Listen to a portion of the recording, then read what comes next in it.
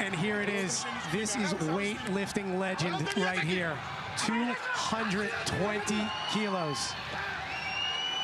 Lasha Talakhadze, third attempt, world record.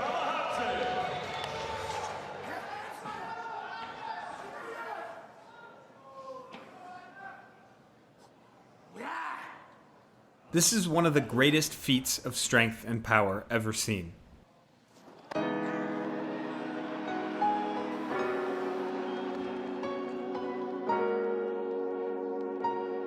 It's hard to understand the literal weight of this lift, so I'll try to show you what I mean.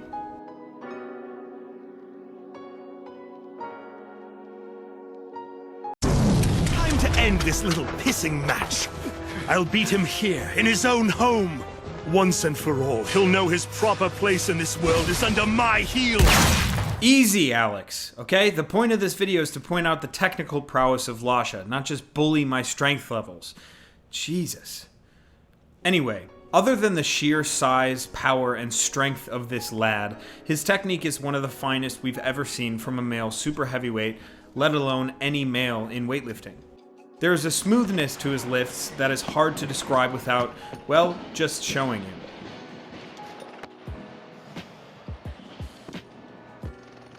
There's an aspect of Lasha's lifting that helped me go from this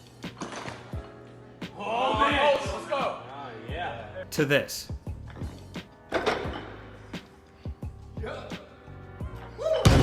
And while the differences between the two may seem minimal, the consistency at this weight became higher and led to the best training cycle and competition of my career.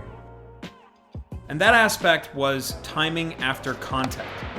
It's so easily seen from Lasha because of his length, but all successful lifters have mastered it. Here you can see Lasha make contact with the bar, and his body continues to rise. The bar, accelerated by the second pull and the contact, rises as well. Then, the magic of getting under the bar. The more efficient we get, the more we want to make contact and get under the bar. We begin to use hip contact as a crutch and a signifier to drop, when in reality we should pull through contact and stay up. And this brings me back to my change in technique. It was a very slight change, but it allowed for greater consistency across all percentages. In this one, I pop and drop, and in this one, I finish and I stay up, and still get under at the same speed. Before fixing the extension of my pull, I fixed my catch position. I made myself pull my shoulder blades together, lock my elbows forcibly, and get my head through, and of course, get my hip crease below the knee crease.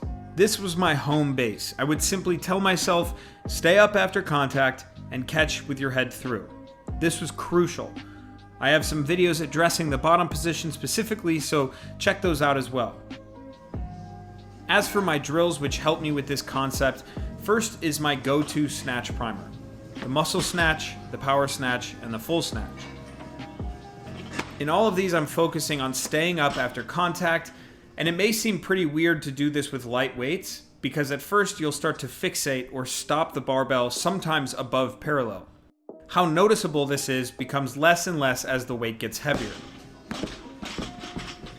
So the next is the tempo snatch. This is probably my favorite teaching tool for the full lift and the concept of just staying up. The speed change allows you to better separate the pull and focus on a lengthy extension.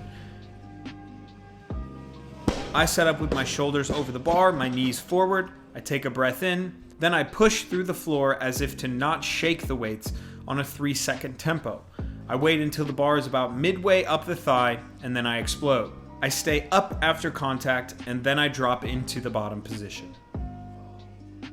With so many lifters, this contact can result in the bar looping forward and a potential jump forward as well. Sometimes this happens because the lifter is rushing to make that visible contact. So for this, all we're going to do is take away the foot movement. I suggest bumping the feet out a bit, closer to the squat or catch width. So anyways, guys, this fix was instrumental in allowing for a more consistent snatch and more consistent snatch training. I had a lot of successful sessions, and I also had some PRs. Now it's just a matter of getting stronger.